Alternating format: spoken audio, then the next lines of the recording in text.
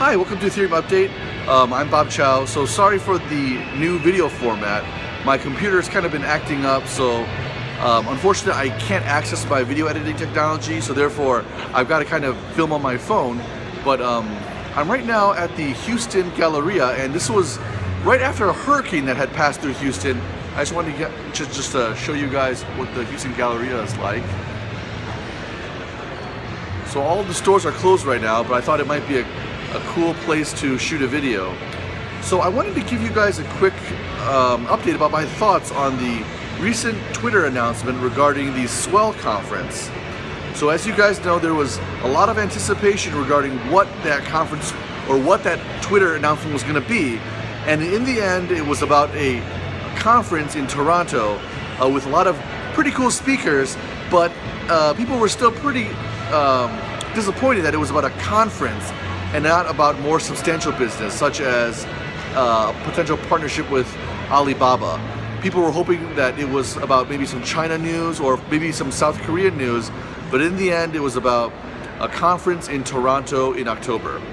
Now, the conference in October does have a lot of really cool speakers, such as Ben Bernanke, as well as the creator of the World Wide Web. So even though a lot of people were disappointed with the announcement, I think it's still pretty cool that Ripple managed to get such awesome speakers.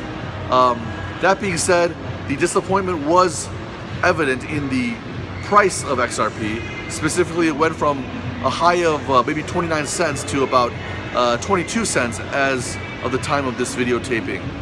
That being said, I am still very impressed by the institutional acceptance of XRP, of Ripple, by a lot of these banking institutions and government institutions. For instance, in addition to the Federal Reserve seeing XRP as being very promising, SBI Holdings in Japan has indicated that they see Ripple as being a great technology to use, and they see XRP as being a great technology to use as well. Likewise, in China, Ripple has been making some headways. Specifically, the former CEO of Ripple has joined the Technology Advisory Council of HSBC in advising HSBC about possibly using Ripple and XRP in the future.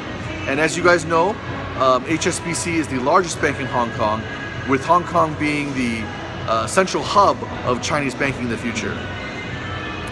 So all in all, I think that there's some good headways that that Ripple is making in a lot of these countries, specifically China. I still think that there's a long way to go for China, and I'm going to be making a different video detailing some of the more specific difficulties that Ripple and XRP will be facing as they try to enter into the Chinese market. That being said, the Chinese market would be a very, very profitable market. For instance, as you guys know, the business-to-business transactions in China amass to a monetary amount of about $5 trillion. So there's a huge market in terms of doing business-to-business, person-to-person, peer-to-peer cash transactions in China. And the Chinese are very, very comfortable with transacting cash from one another through things like Alipay as well as WeChat. So in many ways, the Chinese are very ahead of the United States in terms of peer-to-peer cash transfer. In the United States, the only peer-to-peer cash transfer technology or solution that I could think of is maybe PayPal. But the Chinese, as I said, are very, very adept in using Alipay as well as WeChat to transfer cash from one another. And I know that XRP and Ripple, they're just drooling to get into that particular market. Also, with the increase of different types of transactions, I think that that will bode well for XRP as well. For instance, currently XRP was mainly used for bank-to-bank transactions, but as XRP and as Ripple go into the Chinese market, they're going to be trying to reach out to the consumer market. So with the rise of peer-to-peer lending, peer-to-peer transactions, consumer-to-consumer transactions. These new types of transactions will be a little bit different than just the bank-to-bank transactions, and with the increased variety of these types of transactions, I think that there's a greater chance that XRP will be finding an ideal use case, which is great. Once XRP finds some sort of use case in China, I mean, the sky would be the limit. So in general, I would place maybe a 90 to 95% confidence rating in Ripple, the company.